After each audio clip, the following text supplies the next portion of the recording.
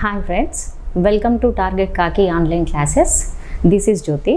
So మొదటిసారిగా మన వీడియోని కనుక చూస్తున్న అభ్యర్థులైతే మన టార్గెట్ కాకి యూట్యూబ్ ఛానల్ని సబ్స్క్రైబ్ చేసుకోండి. అండ్ ఈ వీడియో కనుక నచ్చితే లైక్ చేయండి, మీ మిత్రులు ఎవరైనా ఉంటే వారికి షేర్ చేయండి. ఓకే, సో ఈరోజు మనము మే 9th నాటి కరెంట్ అఫైర్స్ అనేది డిస్కస్ చేద్దాము. సో అందులో భాగంగా మన మొదటి అంశం వచ్చేసి నూతన పోప్ అనే అంశం వార్తల్లో ఉందండి. సో ఇష్యూ ఏంటంటే, నేను ఆల్రెడీ ఇంతకుముందే ప్రీవియస్ క్లాస్లో చెప్పాను, ఏంటి పోపు ఫ్రాన్సిస్ మరణించాడు అని చెప్పేసి. బెనెడిక్ట్ 6 తర్వాత, బెనెడిక్ట్ 6 అనే పోపు తర్వాత పోపు ఫ్రాన్సిస్ 266వ పోపుగా ఎన్నికైన విషయం మనకు తెలిసిందే. సో కొన్ని ఆరోగ్య పరిస్థితుల వల్ల అతను పోప్ ఫ్రాన్సిస్ మరణించాడు. ఓకే, అయితే ఇప్పుడు తదుపరి అంటే కొత్త పోప్ ఎవరైతే ఉన్నారో ఆ పోపు ఎన్నిక పైన అండ్ పోప్ ఎవరు అనేది ఈ వీడియోలో డిస్కస్ చేద్దాం. ఓకేనండి. సో మరి పోప్కు సంబంధించిన ఎన్నిక ప్రక్రియ అనేది ఎలా జరిగింది, ఎవరు కొత్త పోప్గా ఎన్నికైనరు అనే అంశాన్ని చెప్పుకుందాం. ఓకే, అయితే కార్డినల్స్ ఎవరైతే ఉన్నారో, కార్డినల్స్ అంటే ఎవరండి? పోపును ఎన్నుకునే వాళ్ళని కార్డినల్స్ అని అంటారు. ఈ కార్డినల్స్ గత కొన్ని శతాబ్దాల సాంప్రదాయాన్ని అనుసరించి రహస్య సమావేశంలోనే ఈ పోపును ఎన్నుకోవడం జరుగుతుంది. అయితే ఈ పోప్ని ఎన్నుకోవడానికి కొన్ని నిబంధనలు అనేటివి ఉంటాయి, కొన్ని రూల్స్, కండిషన్స్ ఉంటాయి. అంటే ఎలాంటివి అని అంటే, లైక్ ఏ కార్డినల్స్ ఎవరైతే ఉంటారో వాళ్ళు ఖచ్చితంగా 80 సంవత్సరాల లోపే ఉండాలి. ఓకేనా అండి? 80 years లోపే ఈ కార్డినల్స్ ఉంటే వాళ్ళకి పోపుని ఎన్నుకునే అర్హత ఉంటుంది. ఓకేనా అండి? అండ్ ఇంకొకటి ఏంటి అని అంటే, ఈ పోపుని ఎన్నుకునే క్రమంలో ఈ పోపుని ఎన్నుకునే చర్చలు ఉంటాయి కదా, ఈ చర్చలు అనేటివి రహస్యంగా ఉంచుతామని చెప్పేసి ప్రమాణం చేయాలి. ఒకవేళ ప్రమాణం కనుక చేయకపోతే వాళ్ళని బహిష్కరించడం జరుగుతుంది. అండ్ ఇంకొకటి, దీనికి మెజారిటీ అనేది ఉంటుంది. కార్డినల్స్ ఉంటారు కదా, ఈ కార్డినల్స్లో అంటే ఇప్పుడు దీనికి మెజారిటీ అంటే ఎంత మెజారిటీ వస్తే పోప్గా ఎన్నికవుతారు అంటే 2/3 వంతు మెజారిటీ వస్తేనే కార్డినల్గా ఎన్నిక అనేది జరుగుతుంది. ఓకేనా? సాధారణ మెజారిటీ ఒకవేళ వస్తే కనుక ఆ ఎన్నిక అనేది చెల్లదు. ఓకేనా అండి? అంటే ఫర్ ఎగ్జాంపుల్, ఇప్పుడు ప్రస్తుతము 252 మంది దాకా కార్డినల్స్ ఉన్నారు. ఓకేనా అండి? ఈ 252 మంది కార్డినల్స్లో మొత్తము అంటే ఓటు వేసే అర్హత ఉన్న కార్డినల్స్ ఎంతమంది అని అంటే 133 మంది. సో దీంట్లో 2/3 వంతు మెజారిటీ అంటే ఎంతండి? 89 ఓట్లు ఏ కార్డినల్కి అయితే వస్తాయో అతనే తదుపరి పోప్గా ఎన్నికవుతారు సహజంగానైతే. సో ఇప్పుడు 89 ఓట్లు వస్తే మనం నెక్స్ట్ కార్డినల్ అని చెప్పేసి. అయితే ఈ ఎన్నిక ప్రక్రియకు అంటే ఈ పోప్ని ఎన్నుకునే ఎన్నిక ప్రక్రియ మొత్తానికి కూడా నాయకత్వం వహించింది ఎవరు అని అంటే పియాట్రో పెట్రోలియన్. నిన్న జరిగిన పోప్ ఎన్నిక ప్రక్రియకు నాయకత్వం వహించింది ఎవరు అంటే పియాట్రో పెట్రోలియన్. ఓకేనా అండి? ఇతను నాయకత్వం వహించాడు. కొన్ని అధికార వర్గాలు కూడా అనుకున్నాయి అన్నమాట, ఇతనే నెక్స్ట్ కాబోయే పోపు అని చెప్పేసి అనుకున్నారు. బట్ అనూహ్యంగా మనకు తర్వాత వేరే పోపు ఎన్నికైండు. సో అది నేను చెప్తాను. బట్ ఈ ఎన్నిక ప్రక్రియకు నాయకత్వం వహించింది ఎవరు అంటే పియాట్రో పెట్రోలియన్. సో అండ్ ఈ ఎన్నిక అనేది ఎలా జరుగుతుంది అంటే కంప్లీట్గా అక్కడ వాళ్ళకు మొబైల్స్ కానీ ఇవన్నీ కానీ ఉండవు. ఈ ఎన్నికకు సంబంధించిన ఫలితాలను మళ్ళీ ఎలా తెలుపుతారు బయట ప్రపంచానికి? ఎందుకంటే వాళ్ళకు మనలాగా మొబైల్స్ కానివ్వండి, తర్వాత టీవీలు కానివ్వండి ఏవి ఉండవు. Vatican city. So Vatican city అంటే ఏంటంటే ప్రపంచంలోనే ఒక చిన్న దేశం, దీన్ని పోపుల నగరం అని అంటారు. అతి తక్కువ జనాభా కలిగిన నగరం. సో ఓకేనండి. అయితే ఈ ఎన్నిక ఫలితాలను మరి వీళ్ళు ఎలా బాహ్య ప్రపంచానికి చెప్తారు అని అంటే, వాళ్ళు తెల్ల పొగ అండ్ నల్ల పొగ అని 2 సంకేతాలను వాడతారండి. తెల్ల పొగ అండ్ నల్ల పొగ అంటే ఈ నల్ల పొగ కనుక వాళ్ళు బయటికి రిలీజ్ చేశారనుకోండి, అప్పుడు ఎవరు పోప్ ఎన్నిక జరగలేదు అని చెప్పేసి చెప్పడం అండ్ సంకేతం. అండ్ తెల్ల పొగ అయితే పోపు ఎన్నికైనట్టుగా ప్రకటించడం, సంకేతం ఇస్తారు. ఓకేనా అండి? ఇది ఎన్నిక ప్రక్రియకు సంబంధించింది. ఎందుకంటే పోప్ గురించి అంటే ఈ అంశం గురించి మనకు అప్లికేషన్ మెథడ్లో బిట్ అడగడానికి ఛాన్స్ ఉంటుంది.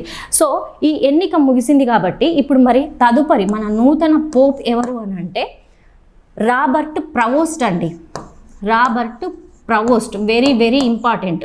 ఇక్కడ ఎన్నిక ప్రక్రియకు నాయకత్వం వహించిన పియాట్రో పెట్రోలిన్ కూడా వెరీ వెరీ ఇంపార్టెంట్ అండి. ఓకే, ఇక్కడ మనకు నూతన పోప్కి ఎవరిని ఎన్నికైనా అనుకుంటున్నాం? Robert Prevost. ఓకేనా అండి? ఇక్కడ ఒక ఇంపార్టెంట్ అంశం అండి, క్యాథలిక్ చర్చ్ చరిత్రలోనే ఈ పదవి చేపట్టిన పోప్ పదవి చేపట్టిన మొట్టమొదటి అమెరికన్ ఎవరు అని అంటే రాబర్ట్ ప్రవోస్ట్. ఇతనికి పోప్ లియోగా నామకరణం అనేది చేసిండ్రు. వెరీ వెరీ ఇంపార్టెంట్ అండి.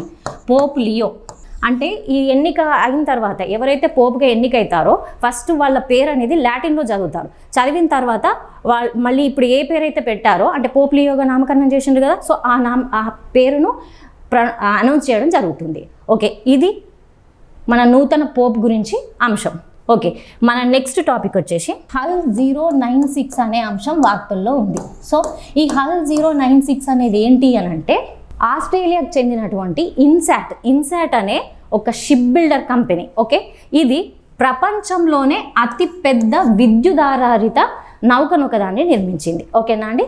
సో ఇది ప్రపంచంలో ఆ షిప్ ఇదేనండి.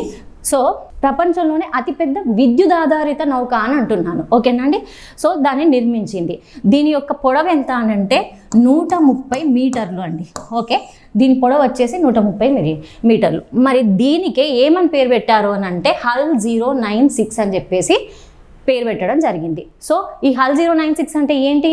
ప్రపంచంలోనే అతిపెద్ద విద్యుదాధారిత నౌక. సో ఇక్కడ కొంత అడిషనల్ ఇన్ఫర్మేషన్ ఏంటి అని అంటే మనకు ప్రపంచంలోనే మరి హైడ్రోజన్ ఆధారిత నౌకను తయారు చేసిన దేశం ఏంటండి అని అంటే నార్వే. రైట్, ఇది నార్వే అనేది హైడ్రోజన్ ఆధారిత నౌకను తయారు చేసింది. ఓకేనా అండి. అండ్ మళ్ళీ ఇంకొకటి, ప్రపంచంలోనే 3D ప్రింటెడ్ ఇది విద్యుదాధారిత నౌకను తయారు చేసిన దేశం ఏంటి అని అంటే యుఏఈ అండి. ఓకేనా, యుఏఈ. వాళ్ళక్కడ ఈ షిప్ని ఏమంటారు అంటే అబ్రా అని పిలవడం జరుగుతుంది. ఓకేనా అండి. సో ఇది హల్ 096. ఓకే, సో మన నెక్స్ట్ టాపిక్ వచ్చేసి బిజు పట్నాయక్ గారు వార్తల్లో నిలిచారు. సో ఇది వెరీ వెరీ ఇంపార్టెంట్ అండి.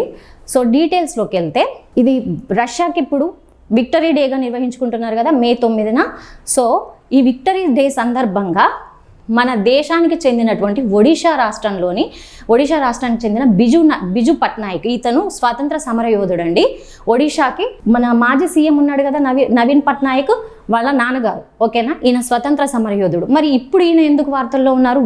రష్యా వాళ్ళు జరుపుకునే విక్టరీ డేకి మన దేశస్థుడైనటువంటి ఒడిషా రాష్ట్రానికి చెందిన బిజు పట్నాయక్ గారికి ఏంటి సంబంధం అని అంటే మే 9న రష్యా వాళ్ళు విక్టరీ డేగా నిర్వహించుకుంటారని చెప్పుకుంటారు. ఎందుకు అంటే ఇక్కడ బిజు పట్నాయక్ గారు ఎందుకు వార్తల్లో ఉన్నారంటే స్టాలిన్ గ్రాడ్ యుద్ధం ఉంది కదా, సెకండ్ వరల్డ్ వార్లో భాగంగా స్టాలిన్ గ్రాడ్ అనే యుద్ధం జరుగుతుంది. దేనికి మధ్యలో అంటే రష్యాకు అండ్ తర్వాత రష్యాకు జర్మనీకి నాజీ దళాలకు యుద్ధం అనేది జరుగుతుంది స్టాలిన్ గ్రాడ్ యుద్ధంలో. ఈ యుద్ధంలో అప్పుడు ఏంటి 1942-43 ప్రాంతంలో అప్పుడు మనం బ్రిటిష్ ఇండియాలో ఉన్నాం కదా. సో ఇతను రాయల్ ఇండియన్ ఎయిర్ ఫోర్స్ పైలట్గా డక్లస్ C-47 అనే దీన్నే డకోటా అంటారు. సో ఈ విమానం ద్వారా నాజీ దళాలను హతమార్చిండు. ఓకే, అంతటి ప్రమాదకరమైన పరిస్థితిలో కూడా అండ్ అంతేకాకుండా ఈ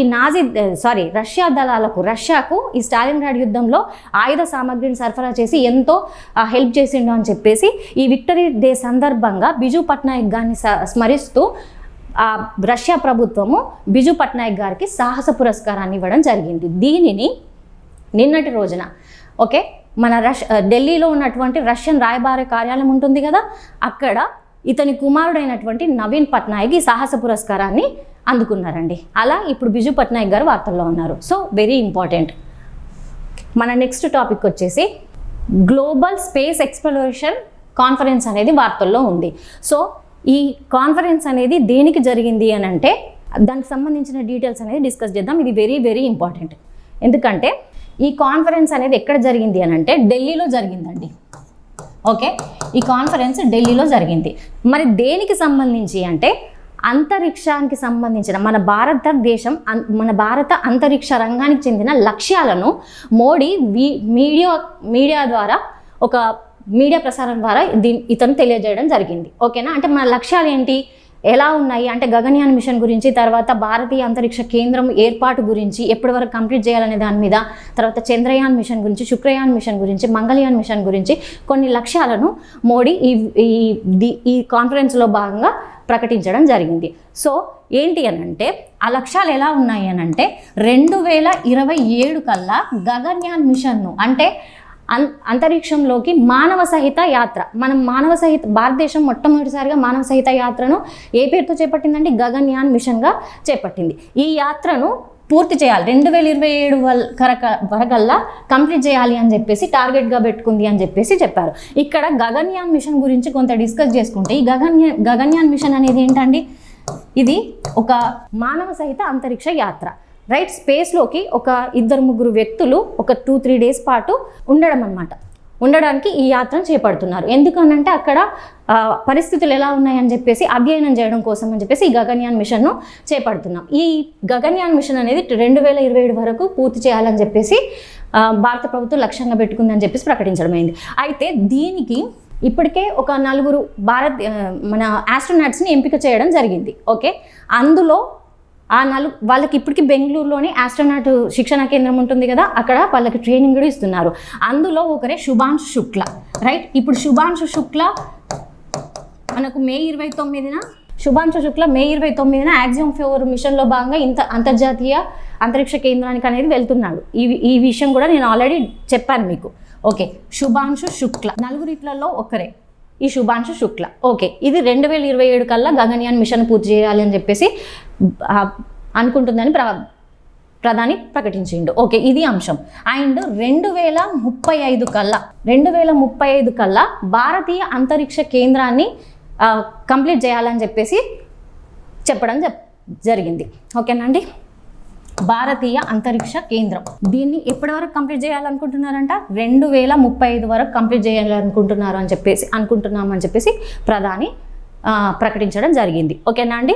అండ్ అంటే భూకక్షలో భారతీయ అంతరిక్ష కేంద్రం అండి 248 మైళ్ళ దూరంలో 20 టన్నుల బరువు ఉన్న ఒక అంతర్జాతీయ అంతరిక్ష కేంద్రాన్ని 2035 కల్లా ఏర్పాటు చేయాలని లక్ష్యంగా పెట్టుకున్నామని చెప్పేసి మోడీ ప్రకటించడం జరిగింది. ఓకేనా అండి. అండ్ 2040 కల్లా చంద్రయాన్ మిషన్లో భాగంగా అంటే చంద్రుని పైన మానవుడు అడుగు పెట్టడానికి మేము ఇస్రో అనేది సన్నాహాలు చేస్తుంది అని చెప్పేసి ఇదొక లక్ష్యంగా అని చెప్పేసి ప్రకటించడం జరిగింది. ఓకేనా అండి.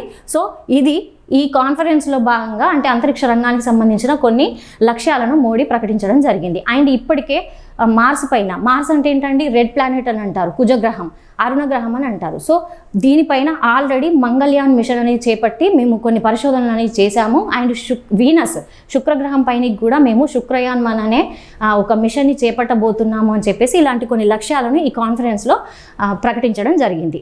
ఇది అంశం. ఓకే, మన నెక్స్ట్ టాపిక్ వచ్చేసి అమెరికాకు చెందిన ఫుడ్ అండ్ డ్రగ్స్ అడ్మినిస్ట్రేషన్కి సంబంధించినటువంటి centre for biologics evaluation and research అనే సంస్థకి డైరెక్టర్గా మన భారత సంతతికి చెందిన వినయ్ ప్రసాద్, రైట్. ఇది అమెరికాకు చెందిన సంస్థ అండి. ఈ అమెరికాకు చెందిన సంస్థకి మన భారత సంతతి వ్యక్తి అయినటువంటి వినయ్ ప్రసాద్ గారు డైరెక్టర్గా నియమితులైతే వార్తలు నిలిచారు. ఫ్యాక్ట్ ఓరియంటెడ్ అండి, డైరెక్ట్ బిట్. ఓకే, ఈ CBIR అంటే ఏంటి అని అంటే ఇది బయాలజిక్స్ ఎవాల్యుయేషన్ అండ్ రీసెర్చ్ అంటున్నాం కదా, ఔషధాల తయారీకి సంబంధించి వాటి భద్రత పైన వాటి నాణ్యత పైన అవి ఎలా ఉన్నాయి ఎలా పనిచేస్తాయి అని చెప్పేసి పర్యవేక్షించే ఒక సంస్థ. ఓకే, సో ఇది అంశం. ఇది FDAకు డైరెక్టర్గా ఎవరున్నారు, ఇది అమెరికాకు చెందిన సంస్థ. దీనికి డైరెక్టర్గా ఎవరున్నారు, మన భారత సంతతికి చెందిన వినయ్ ప్రసాద్ గారు నియమితులైతే వార్తలు నిలిచారు. ఇది అంశం. ఓకే, మన నెక్స్ట్ టాపిక్ వచ్చేసి Indian institute of creative technology అనే అంశం వార్తల్లో ఉంది. సో ఇటీవలే వేవ్స్ సమ్మిట్ 2025 గురించి నేను చెప్పడం జరిగింది. ఆ సమ్మిట్లో భాగంగా మన భారత ప్రభుత్వం క్రియేటివ్ టెక్నాలజీ రంగాన్ని ప్రోత్సహించాలనే ఉద్దేశంతో ఒక IICTని అంటే ఒక ఇన్స్టిట్యూట్ను క్రియేటివ్ టెక్నాలజీకి సంబంధించిన ఒక జాతీయ స్థాయిలో ఒక ఇన్స్టిట్యూట్ ఏర్పాటు చేయాలనే ఉద్దేశంతో ఒక సంస్థను ఏర్పాటు చేయాలి అని చెప్పేసి భారత ప్రభుత్వం నిర్ణయించింది. అందులో భాగంగా ఇండియన్ ఇన్స్టిట్యూట్ ఆఫ్ క్రియేటివ్ టెక్నాలజీని ముంబైలో ఏర్పాటు చేయనున్నారండి. ఓకే, సో అండ్ ఇది ఏంటి అని అంటే ఈ IICTని ఈ IICTని ఒక IIMలు ఉంటాయి కదా, అంటే AVGC రంగానికి సంబంధించి. AVGC రంగం అంటే ఏంటి, ఏంటండి, animation, visual effects, gaming, comics. ఈ రంగానికి సంబంధించి IIM తరహాలో IICTని డెవలప్ చేయాలి, తీర్చిదిద్దాలి అని చెప్పేసి అనుకున్నట్టుగా ప్రకటించడం జరిగింది. ఓకే, ఇది అంశం అండి. అండ్ నెక్స్ట్ వచ్చేసి వన్ మోర్ పాయింట్ అండి. ఇటీవలే మనకు మహారాష్ట్ర అనేది ఇప్పుడు ఇది ముంబైలోనే కదా ఏర్పాటయ్యేది. మహారాష్ట్ర అనేది తరచూ వార్తల్లో ఉంటుంది. ఓకే, సో అండ్ ఈ మహారాష్ట్ర అనేది ఇటీవల దేశంలోనే తొలిసారిగా షిప్ బిల్డింగ్, రిపేర్, రీసైక్లింగ్ పాలసీని తీసుకొచ్చిన మొట్టమొదటి రాష్ట్రంగా వార్తల్లో నిలిచింది. అండ్ ఇదే మహారాష్ట్రలో 3000 ఏళ్ల క్రితం నాటి నాగరికత ఒకటి బయటపడ్డది అని చెప్పేసి మనం ఆల్రెడీ డిస్కస్ చేసుకున్నాం. యావత్మల్ జిల్లాలోని పచ్కేడ్ అనే గ్రామంలో ఇనుప యుగానికి చెందిన ఒక నాగరికత అనేది బయటపడ్డది. దీన్ని నాగ్పూర్ యూనివర్సిటీ శాస్త్రవేత్తలు అనే వాళ్ళు వెలికి తీశారు అని చెప్పేసి మనం ఆల్రెడీ డిస్కస్ చేసుకున్నాం. అండ్ ఇక్కడ దీనికి లింకప్గా ఒక విషయం అండి, రైట్, ఐఐఎఫ్టి అంటే ఏంటంటే Indian institute of foreign technology ఏదైతే ఉందో ఇది ఎక్కడ ఉంటుంది, ఢిల్లీలో ఉంటుంది. అయితే దీనికి సంబంధించిన ఆఫ్లైన్ క్యాంపస్ని ఎక్కడ ఏర్పాటు చేయాలనుకుంటున్నారు అంటే ఇది వెరీ వెరీ ఇంపార్టెంట్ అండి, గుజరాత్లోని గిఫ్ట్ సిటీలో గిఫ్ట్ సిటీలో దీన్ని ఏర్పాటు చేయనున్నారండి. గుజరాత్లోని గిఫ్ట్ సిటీలో ఏ ఇన్స్టిట్యూట్కి సంబంధించిన ఆఫ్లైన్ క్యాంపస్ని ఏర్పాటు చేయనున్నారు, IIFT Indian institute of foreign టెక్నాలజీకి సంబంధించిన ఒక ఆఫ్లైన్ క్యాంపస్ని గుజరాత్లోని గిఫ్ట్ సిటీలో ఏర్పాటు చేయనున్నారు. ఇది అంశం. మన నెక్స్ట్ టాపిక్ వచ్చేసి హైడ్రా పోలీస్ స్టేషన్ని నిన్నటి రోజున మన తెలంగాణ ముఖ్యమంత్రి రేవంత్ రెడ్డి గారు ప్రారంభించడం జరిగింది. సో డీటెయిల్స్లోకి వెళ్తే హైడ్రా అంటే ఏంటండి, Hyderabad disaster response and assets protection agency, right. హైదరాబాద్లోని అంటే తెలంగాణ ప్రాంతం మొత్తానికి కాదు, తెలంగాణలోని హైదరాబాద్లో ప్రభుత్వ భూములను అంటే లైక్ చెరువులు, నాలాలు, పార్కులు ఇలాంటి ప్రభుత్వ భూములను సంరక్షించాలనే చర్యలో భాగంగా ఏర్పడిన ఒక ప్రత్యేకమైన సంస్థ ఇది. సో అయితే ఇప్పుడు దానికి ప్రత్యేకంగా ఒక పోలీస్ స్టేషన్ని ఏర్పాటు చేయడం జరిగింది. నిన్నటి రోజున దీన్ని ఎక్కడ ఏర్పాటు చేశారు అంటే రాణిగంజ్లోని బుద్ధ భవన్ ఉంటుంది కదా, 4 కాంప్లెక్స్లో ఈ పోలీస్ స్టేషన్ని ఏర్పాటు చేయడం జరిగింది. ఓకేనా అండి. సో దీనికి ఫస్ట్ హౌస్ ఆఫీసర్గా ఎవరిని నియమించారు అంటే ఏసీపీ తిరుమల్ రావును నియమించారండి. ఏసీపీ తిరుమల్ రావు. ఓకేనా అండి, ఇది అంశం.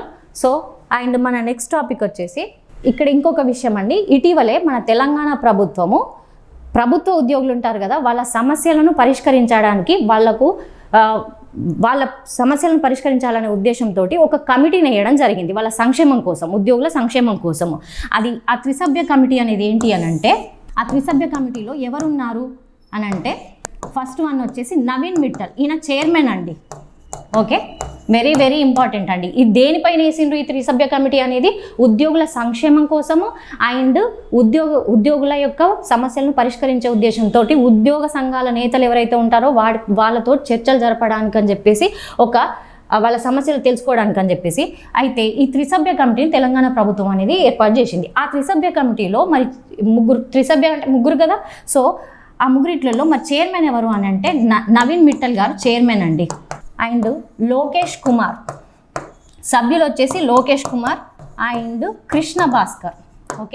నవీన్ మిట్టల్ చైర్మన్ అయితే లోకేష్ కుమార్ అండ్ కృష్ణ భాస్కర్ వీళ్ళు సభ్యులండి. సో ఇవ్వండి ఈరోజు కరెంట్ అఫైర్స్. సో మళ్ళీ రేపటి కరెంట్ అఫైర్స్తో మళ్ళీ కలుద్దాం. థ్యాంక్ యూ అండి.